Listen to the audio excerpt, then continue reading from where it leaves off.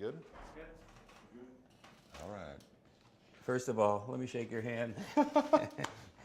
Dylan, creative director, right? Yes. How does it feel to be, you probably haven't thought about this, but how does it feel to be one of the future grand old men of PIXAR Canada? You know, I mean, the three of you guys are going to be regarded that way at some point. Have you given much thought to the whole legacy thing and the fact that you came here ground floor and just did John Lasseter's bidding? Well, nobody can fill John Lasseter's shoes, certainly. He is very unique. I'd never try. It's not my role here. I think that, you know, when the guys in Emeryville asked me to, you know, come up to Vancouver, open a new studio, and be the creative head of the studio, you know, I kind of took a gulp and, okay, and I need to think about this and go talk to my family, right? And so, and I was very excited about it, but that night, you know, it was mostly just excitement and kind of freaked out, right? But that night something really interesting happened, and I love the history of this company, and I've been with this company for 16 years now this month, and the weight of what, you know, Ed and John and Steve created together, and the history and what, you know, I've been so fortunate to be a part of helping to build, it all really hit me that night, and that there is a legacy here that, you know, we've been entrusted with to bring up here and to do right by. And it's something where I have to tell you, every single day I walk in the door, that is of conscious mind to me. I never forget it. I'm thinking about it constantly. I'm looking at it saying, okay, this is coming out of PIXAR Canada. This has to be of the absolute highest quality possible. We have to hire the best people we can possibly find. You know, people come here to do the best work of their lives. I think it's, you know, a lot of my job to help them get there and to make sure that we collectively get there and that we're hitting the director's vision for the film, and that, you know, when it comes out, you know, it is of that PIXAR quality. And you know, right now we are carrying, you know, Buzz and Woody and Mater and McQueen, these incredible characters in these incredible worlds that have amazing legacies. And don't screw it up. Right? And none of it's lost on me. And it's really something I take, interestingly enough, very, very seriously. But also, I think a lot of the spirit of our company is play. And I like to play a lot. And so well, one of the things that struck me in the tour is that it's set up to remind everyone who works here of legacy, of the fact that, you know, here are things that came before you, here are things that were made before you, and you can't take a right turn or a left turn without seeing more iconic characters from PIXAR. Well, thank you. That means a lot to hear you say that, actually, because it's something that has been very important to me, and to you know, Dara and Amir and I, to just build that into the fabric of what's here. And you know, what's interesting is our colleagues come up from Emeryville, and I think they really feel at home. They don't feel like they're in a foreign place, even though we're in a foreign to, you know, the U.S. country, and it feels like home in a sense. And I think that's where, you know, building that has been very tricky and very mindful. You know, we've made a lot of corrections along the way to help, like, our architects understand what that vibe needs to be.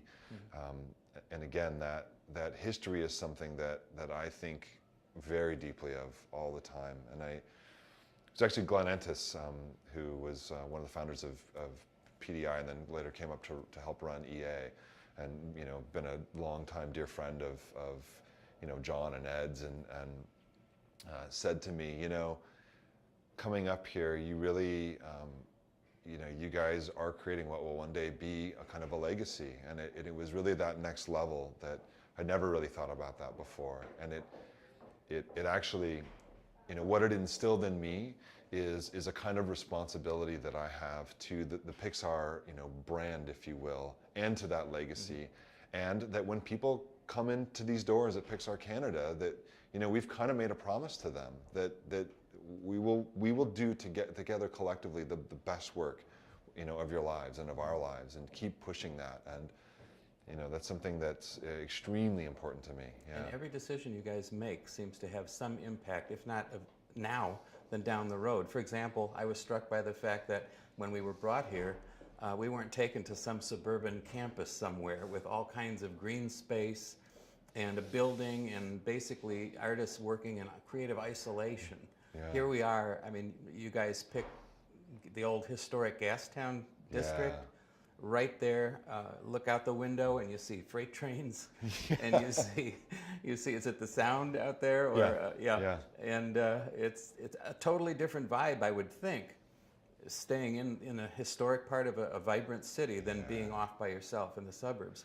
Have you seen that had an effect so far on any of the work or the work climate? I think so, and I think part of what we all work really hard to create here is a really open and collaborative environment.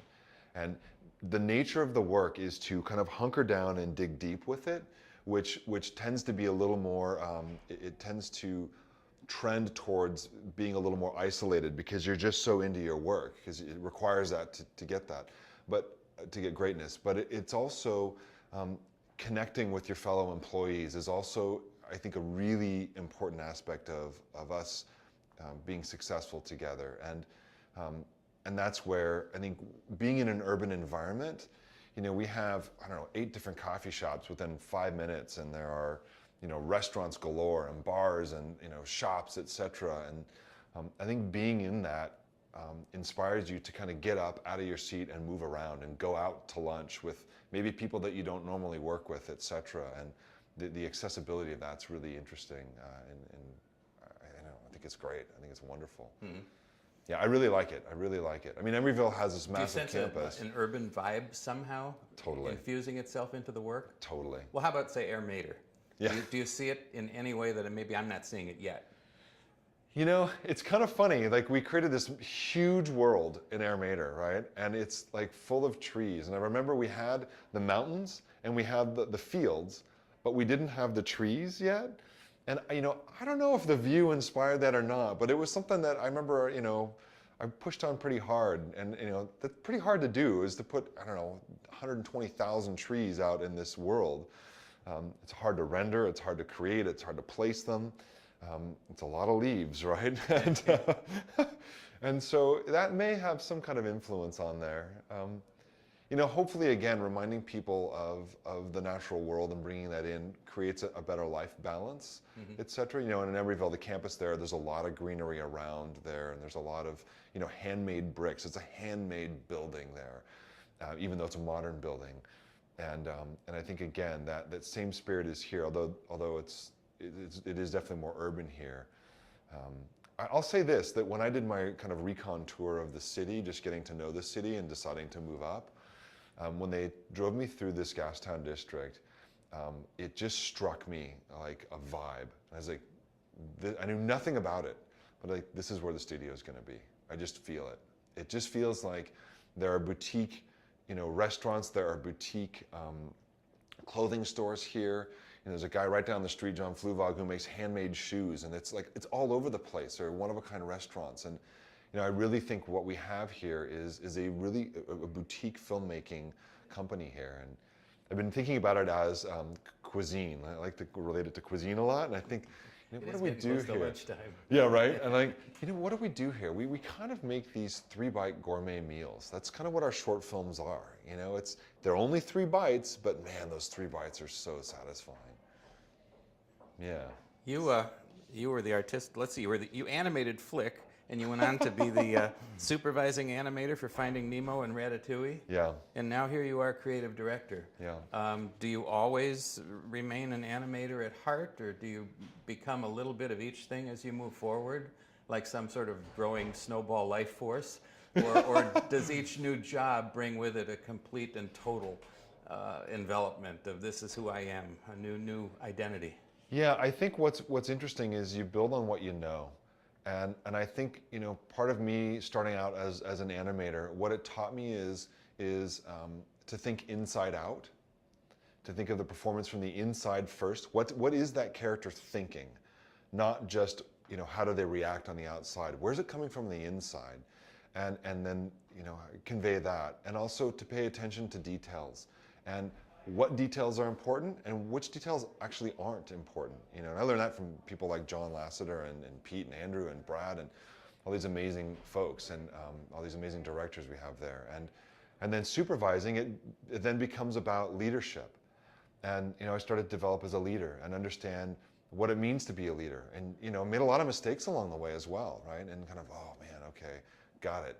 And you know, understanding how to work with a crew and understanding the spirit of a crew and understanding the spirit of a company and understanding now when, you know, when I was brought up here, I was like, okay, well, what is my role in building this company? Well, okay, it's to help bring what I know of the spirit of PIXAR to the best of, you know, all of my fibers and ability and spread that here and really help people who, you know, have never been to Emeryville perhaps, have never even been to California or whatever, to understand what PIXAR really means, to bring that history here. And, you know, for me personally, to develop as a leader. And it's something that's extremely challenging. And sometimes I still wake up in the middle of the night thinking, why am I telling other people about these problems? Like, shoulder it, like, go fix it. Like, it's your problem to solve, go. You know, get help and ask for help and, you know, but let's go, let's make this thing. We can make this into anything we want, right? We can color all the walls pink tomorrow if we want to, if we think it's the right thing to do. But I think it's just that natural evolution of building upon what you know, learning from your mistakes, and adapting very quickly. It's actually one of the things Ed Catmull said to me right before I left. And he said, you know, one of the secrets to success is adaptability. You know, it's not always going to go the way you planned it. And the secret is not to force it, but be adaptable. And I think, you know, be very conscious of that. And I think that's the trick is all, you know, like, oh yeah, remember that. And it's been a great lesson, yeah. All right, well, thank you very much. Wow, my pleasure.